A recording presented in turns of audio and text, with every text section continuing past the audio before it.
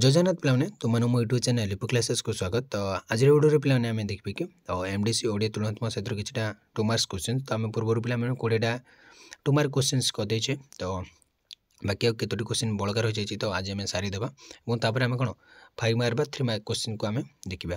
तो आउ डिनो कर चलबा माने देखिबा कौन कौन सब क्वेश्चन गुड़ रही निजे सल्व करने चेष्टा करवा। तो देख तो राजा मृगटी को शिकार करने उद्यत है बेले तपस्वी कौन करते तो जिते राजा राजा जिते मृगटी को शिकार करने आसी तो से उद्यत माने शिकार करने जो उद्यत होते तो जो तपस्वी दुए कौन कहते ना तपस्वी दुए राजा अनुरोध कर कहले हे राजा ए मृग को मारना मारना से कहते राजा तुम्हें ए मृग को मार ना ये हूँ आश्रमर मृग यहाँ आम आश्रमर मृग यह छामुर बध्य नुहे तुम सर शरणागत रक्षा करने उद्दिष्ट दुर्बल मारे नुहे। तो से कहले कि तुम जो सर तुम रखीच तो तुम सर रखीच तुम्हें सर बिंधुच जो तुम जी शरणागत तुमको जी साहाଯ୍य मागे तुम ताप साहाଯ୍य कर तुम्हें दुर्बल को मारे तुम सर रख तो ये भाव में कही। तो से राजा दुष्मंत एमती ही कही रघुवंश राजा मैंने कहीं तपोवन को चली जावा कथा दुष्मंत भाई। तो जो रघुवंश राजा मैंने कहीं तपोवन को चली जाए दुष्मंत भाई ना राजा दुष्मंत आश्रम मध्य जावा समय जो आड़े चाहूँ से दृष्टि फेरुन से जुआड़े चाहिए दृष्टि फेरुन मैंने दृष्टि पूरा लाखी आश्रमर सत जब आश्रम कानन पीयूष वृष्टि हो मैंने बहुत बहुत खुशी लगुला। राजा तरुच्छा स्नेह लाभ कर मन मन विचार कले यही सब पादप राजीर शीतल शांतिप्रद छाया सहित राजछत्र छाया तुलनीय नुहे। ए कारण रघुवंश राजा मैंने राजभार पुत्र हस्त अर्पण कर शांतिमय तपोवन को चली जाते।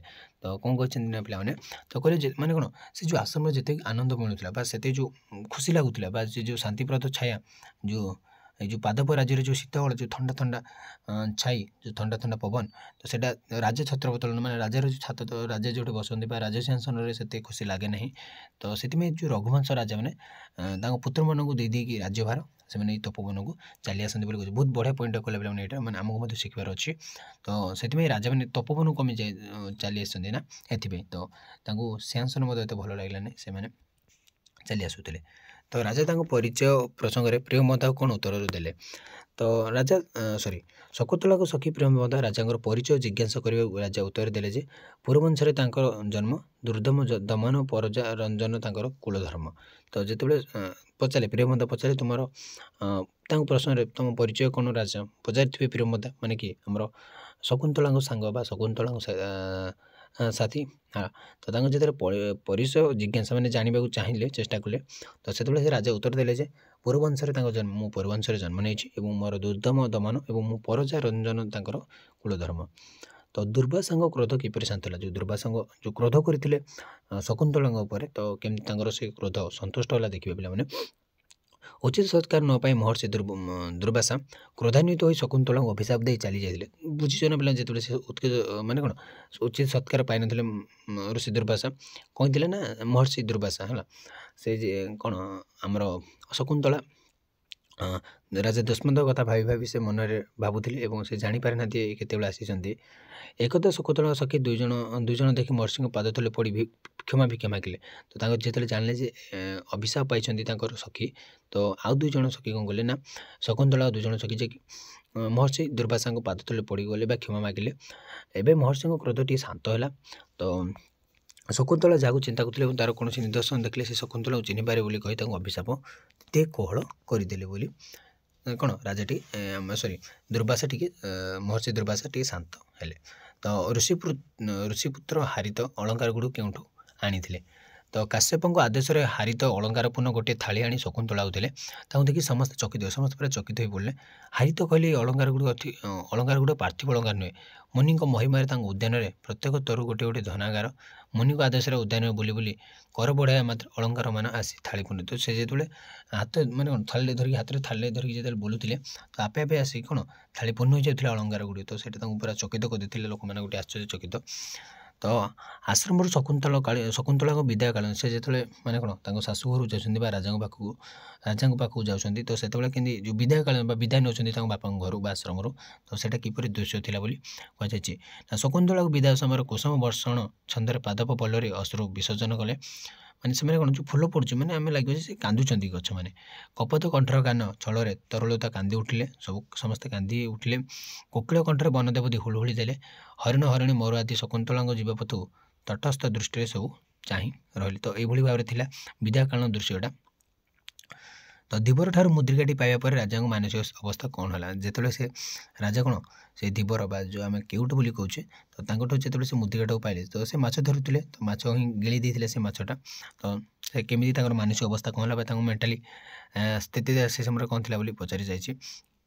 ରାଜା ଧୀବରଙ୍କ ଠାରୁ ଅଙ୍ଗୁରୀଟି ପାଇବା ପାଇଁ ଅତି ଦୁଃଖିତ ହେଲେ। ହେଲା ପ୍ରିୟତମା ଶକୁନ୍ତଳା ପ୍ରେମମୟ ସ୍ମୃତି ତାଙ୍କର ଜାଗୃତ ହେଉଥିଲେ। ତ ତାଙ୍କୁ ଯେଉଁ ଭଲ ପାଉଥିଲେ ଶକୁନ୍ତଳାକୁ, ସେଇ ଭଲ ପାଇବାଟା ତାଙ୍କର ପୁରା ଜାଗ୍ରତ ହୋଇ ଉଠିଲେ। ସେ ନିଜକୁ ଧିକ୍କାର କଲେ, ସେ ପୁରା ନିଜ ଧିକ୍କାର ମନେ କଲେ। ରାଜକାର୍ଯ୍ୟ ତାଙ୍କର ମନ ଆଉ ଲାଗିଲା ନାହିଁ। ଆମୋଦ ପ୍ରମୋଦ ସବୁ ତାଙ୍କୁ ବିଷ ପରି ମନେ ହେଲା। ସହଧର୍ମିଣୀକୁ ଅପମାନ ଦେଇ ବିଦା କରିଦେଇଥିବାରୁ ସେ ନିଜକୁ ଘୃଣା କରୁଥିଲେ। ତ ସେ ତାଙ୍କୁ ନିଜ ଘୃଣା ଲାଗିଲା ବା ନିଜ ଘୃଣା ଭାବ ମନେ କଲେ। ତ ଏଭଳି ଭାବରେ ତାଙ୍କର ମାନସିକ ଅବସ୍ଥା ଥିଲା ସେ ସମୟରେ ପିଲାମାନେ। 28 ନମ୍ବର ଦେଖିବା। ପ୍ରିୟତମା ଶକୁନ୍ତଳାଙ୍କ ସ୍ମୃତି ଜାଗ୍ରତ ହେବା ପରେ ରାଜା କ'ଣ ଅନୁଭବ କରୁଥିଲେ? ତ ଯେତେବେଳେ ତାଙ୍କ ଶକୁନ୍ତଳାଙ୍କ ସ୍ମୃତି ଜାଗ୍ରତ ହେଲା, ସେ ଯେତେବେଳେ ମୁଦ୍ରିକାଟିକୁ ପାଇଲେ, ତ ତାଙ୍କର କ'ଣ ଅନୁଭବ ସେ କଲେ ବୋଲି ପଚରାଯାଇଛି। ଶକୁନ୍ତଳାଙ୍କ ସ୍ମୃତି ଜାଗ୍ରତ ହେବା ପରେ ରାଜା ଅନୁତାପ ଅନଲୟରେ ଚଳୁଥିଲେ। ତ ସେ ଖାଲି ଅନୁତାପ କଲେ, କ'ଣ ପାଇଁ ମୁଁ ଏମିତି ଭୁଲ କିଛି କରିଦେଇଛି ବା ତାଙ୍କୁ କ'ଣ ପାଇଁ ମୁଁ ଅପମାନ ଦେଇଛି। ତାଙ୍କର ମନେ ହେଉଛି ସତେ ଯେମିତି ରାଜସିଂହାସନ ତାକୁ ଧିକ୍କାର କରୁଛି। ତ ତୁ ଗୋଟେ ରାଜା ନୁହଁରେ, ତୋତେ ଧିକ୍କାର ବୋଲି ଯେମିତି ରାଜସିଂହାସନ କହୁଛି ଦେଶମାତାକୁ, ତ ସେ ସେମିତି ମନେ କରୁଛନ୍ତି। ଉଦ୍ୟାନର ପାଦପରାଜି ଯେମିତି ତାଙ୍କ ପ୍ରତି କ୍ରୋଧ ପ୍ରକାଶ କରିଛି, ଉଦ୍ୟାନ ତାଙ୍କ ପ୍ରତି ଯେମିତି କ୍ରୋଧ ପ୍ରକାଶ କରିଛି ବୋଲି କୁହାଯାଇଛି। ନଗରର ପ୍ରଜାମାନେ ତାଙ୍କ ବିଷୟରେ କୁହାକୁହି ହେଉଛନ୍ତି। ନିଶାନ୍ତରେ କଜଳପାତି ତାଙ୍କର ଦୋଷ ଗାନ କରୁଛି। ନିଶାନ୍ତ ପରିବେଶରେ ଯେଉଁ କଜଳପାତି ତାଙ୍କର ଯେଉଁ ଦୋଷ ଗୁଣ ଗୁଡ଼ିକୁ କ'ଣ ଦୋଷ ଗୁଡ଼ିକୁ ଗାନ କରୁଛି ବୋଲି ରାଜା ଭାବୁଛନ୍ତି। ତ ଭୃଙ୍ଗରାଜ ରାଜା ଦେଶମନ୍ତ ଯେପରି ବିଶ୍ୱାସଘାତକ ବୋଲି କହୁଛନ୍ତି ଏବଂ ଗଗନରେ ବିହଙ୍ଗ କୂଳ ଦେଶମନ୍ତର ଅପକର୍ମ ପ୍ରଚାର କରୁଥିବାର ରାଜା ମନେ କରୁଛନ୍ତି। ତ ବହୁତ ବଢ଼ିଆ ପିଲାମାନେ ଲେଖା ହେଇଛି। ମାନେ କ'ଣ ନା କିଏ କ'ଣ କରୁଛି ଦେଖ ନା ରାଜସିଂହାସନ ତାଙ୍କୁ ଧିକ୍କାର କରୁଛି। ଉଦ୍ୟାନର ପାଦପରାଜି ତାଙ୍କୁ କ୍ରୋଧକୁ ପ୍ରକାଶ କରୁଛି। ସେ କେତେ ତାଙ୍କ ପ୍ରତି ଯେଉଁ କ୍ରୋଧଟା ରହିଛି ପାଦପମାନଙ୍କର ବା ପାଦପରାଜିମାନଙ୍କର। ନଗରର ପ୍ରଜାମାନେ ତାଙ୍କ ବିଷୟରେ କ'ଣ କୁହାକୁହି ହେଲେଣି। ନିଶାନ୍ତରେ ଯେଉଁ କଜଳପାତି ରହିଛି ସେ କ'ଣ ତାଙ୍କ ଦୋଷ ଗୁଡ଼ିକୁ କହୁଛି। ତ ରାଜା ଦେଶମନ୍ତକୁ ଯେପରି ବିଶ୍ୱାସଘାତକ କିଏ ନା ଆମର କିଏ ଭୃଙ୍ଗରାଜ, ଯେ ରାଜାଙ୍କୁ କହୁଛି ତୁ ଜଣେ ବିଶ୍ୱାସଘାତକ। ଗଗନରେ ଯେଉଁ ବିହଙ୍ଗ କୂଳ ଦେଶମନ୍ତଙ୍କର ସବୁ ଅପକର୍ମ, ଯେଉଁ ପିଲାମାନେ ବିହଙ୍ଗ କୂଳ କେମିତି ହେଉଛନ୍ତି, ଯେଉଁ କିଛି ପକ୍ଷୀ ତଳ ଉଡ଼ିଛି ତାଙ୍କେ କିଚିମିଚିରି ଯେଉଁ ଶବ୍ଦ କରୁଛନ୍ତି, ତ ସେଇଟା ଅପକର୍ମ ପ୍ରଚାର କରୁଥିବାର ରାଜା ମନେ କରିଛନ୍ତି। ତ ନୀଳାଚଳର ମହୋଦଧି କୂଳର ଦୃଶ୍ୟ କିପରି ଥିଲା? ତ ଯେଉଁ ମହୋଦଧି କୂଳର ଦୃଶ୍ୟଟା କିପରି ଥିଲା ନା ନୀଳାଚଳ ତଳେ ମହୋଦଧି କୂଳରେ ଶାନ୍ତି, ଶ୍ରଦ୍ଧା, ଦୟା, କ୍ଷମା, ଭକ୍ତି ଓ ଧୃତି ଆଦି ଦେବକନ୍ୟାଗଣ ବିଚରଣ କରୁଥିଲେ। ସେମାନେ ମଲ୍ଲୀ, ମାଧବୀ, ନିଆଳି, କୁସୁମ ଚୟନ କରୁଥିଲେ। ମନୋଆନନ୍ଦରେ ସେମାନେ ଗୀତ ଗାଉଥିଲେ। ତ ତା ସହିତ କ'ଣ ମୃଗଗଣ ସେମାନଙ୍କ ପାଖରେ ପୁତ୍ର ପ୍ରାୟ ଲୀଳା କରୁଥିଲେ। ତ ଯେଉଁ ମୃଗମାନେ କ'ଣ ପିଲାମାନେ ହରିଣମାନେ ତାଙ୍କ ପାଖରେ ସବୁ କ'ଣ ନା ପୁଅ ଭଳିଆ ସବୁ ଖେଳୁଥିଲେ। ତ ଏଇଭଳି ଭାବରେ ନୀଳାଚଳ ମହୋଦଧିର କୂଳର ଦୃଶ୍ୟ ଥିଲା। 33 ନମ୍ବର ଦେଖିବେ ପିଲାମାନେ। କଶ୍ୟପଙ୍କ ଆଶ୍ରମରେ ରାଜା ଦେଶମନ୍ତ କ'ଣ ଦେଖିଲେ? କଶ୍ୟପଙ୍କ ଆଶ୍ରମରେ ରାଜା ଅଶୋକ ତଳୁ ତଳେ ବସି ବନଶ୍ରୀ ଦେଖିଥାନ୍ତି। ଏହି ସମୟରେ ସେ ଶୁଣିବାକୁ ପାଇଲେ ଯେ ଜଣେ ତପସ୍ୱୀର କଣ୍ଠସ୍ୱର, ଛାଡ଼ ଦୁଷ୍ଟ ଛାଡ଼ରେ। ତ ସେ ଯେତେବେଳେ ଦେଖୁଥିଲେ ସେ ସମୟରେ ସେ କ'ଣ ଶୁଣିଲେ ନା ଛାଡ଼ ଦୁଷ୍ଟ ଛାଡ଼। ତ ଏଇ ତପସ୍ୱୀଙ୍କ କଣ୍ଠରୁ ସେଇଟା ଗୋଟେ ଶୁଣିଲେ। ରାଜା ଯେ ଦେଖିଲେ ଗୋଟେ ଶିଶୁ ଗୋଟେ କେଶରୀ ଶାବକକୁ ଧରିଛି। ସିଂହ ଶାବକଟି ସ୍ତନ୍ୟପାତ କରୁଥିବା ବେଳେ ବଳାତ୍କାରରେ ଧରି ଆଣି ଶିଶୁଟି ତାର ଦାନ୍ତକୁ ଗଣୁଛି। ତ ସେ ଦେଖିକି ସେ କଶ୍ୟପଙ୍କ ଆଶ୍ରମରେ ଦେଶମନ୍ତ ଦେଖିଲେ ଏଇଟା। ତ ଶିଶୁଟି ହାତରେ ଥିବା ରକ୍ଷାକାଣ୍ଡ ସମ୍ପର୍କରେ ତପସ୍ୱୀ କ'ଣ କରୁଛନ୍ତି ନା ଶିଶୁଟିର ସୁରକ୍ଷା ପାଇଁ ମହର୍ଷି କଶ୍ୟପ ଏକ ରକ୍ଷାକାଣ୍ଡ ପିନ୍ଧାଇ ଦେଇଥିଲେ। ହେଲା ମହର୍ଷି କଶ୍ୟପ ଶିଶୁଟିର ପ୍ରକୃତ ପିତାଙ୍କ ବ୍ୟତୀତ ଆଉ ଯାହାକୁ ଏହି ରକ୍ଷାକାଣ୍ଡଟି ଯିବ ତା ସଙ୍ଗେ ସଙ୍ଗେ ଏକ ବିଷଧର ସର୍ପ ହୋଇ ତାକୁ ଦଂଶନ କରିବ।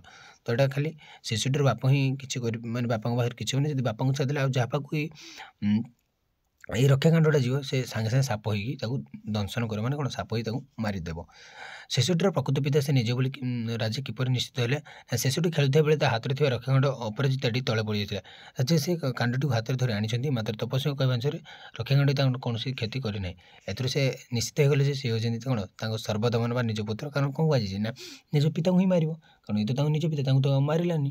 ସରି ନିଜ ପିତାଙ୍କୁ ହିଁ ମାରିବ ନାହିଁ, ଅନ୍ୟକୁ ସମସ୍ତଙ୍କୁ ମାରିବ, ନିଜ ପିତାଙ୍କୁ ହିଁ ମାରିବ ନାହିଁ ବା ଦଂଶିବ ନାହିଁ ସେ ସର୍ପଥର ସାପ ବା ସେ ରକ୍ଷାଖଣ୍ଡଟା ସର୍ପରେ ପରିଣତ ହେବ ନାହିଁ। ସେଇଭଳି ସେ ଯେତେବେଳେ ଆଣିଲେ ତ କିଛି ସାପ କିଛି ହେଲାନି ବା ତାଙ୍କୁ ଦର୍ଶନ କିଛି କଲାନି, ତ ଜାଣିପାରିଲେ ଯେ ହେଉଛି ମୋ ସର୍ବଦମନ ବା ତାଙ୍କ ନିଜ ପୁତ୍ର। ତ ଦେଶମନ୍ତ ଓ ଶକୁନ୍ତଳାଙ୍କ ମିଳନରେ ଆଶ୍ରମ ଦୃଶ୍ୟ କିପରି ଥିଲା? ତ 6 ବର୍ଷର ବିରହ ଯାତନା ପରେ ଦେଶମନ୍ତ ଆଉ ଶକୁନ୍ତଳାଙ୍କୁ ପୁଣି ଥରେ ସେ ମିଶ୍ରଣ ହେଇଯିବା ମିଶିଛନ୍ତି, ପୁଣି ଥରେ ମିଳନ ହେଇଛି ତାଙ୍କର।